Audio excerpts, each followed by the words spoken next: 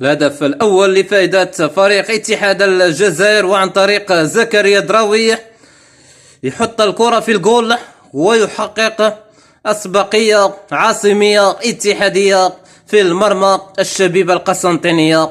زكريا دراوي يرسل الكرة إلى الشباك.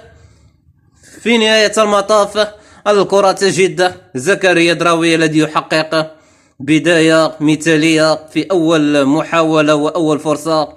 عبد الحق بن شيخة مدرب اتحاد الجزائر، بيد أن حكم الساحة ظهار يتحدث مع حركات من غرفة الفيديو الفار لمعرفة التأكد والإثبات لأحقية ومشروعية ثم مصداقية هدف اتحاد العاصمة.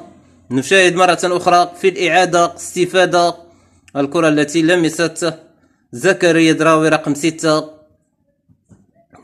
في اليد اليسرى، اللاعب الفارط في صفوف الوداد الرياضية البيضاوي، وكذلك شباب بلوزداد ومولودية الجزائر. زكريا دراوي رقم 6. حكم الساحة ظهار. هل سوف يحتسب هذا الهدف لفريق اتحاد الجزائر أم أن الهدف سوف يلغى بداعي لمس زكريا دراوي باليد اليسرى؟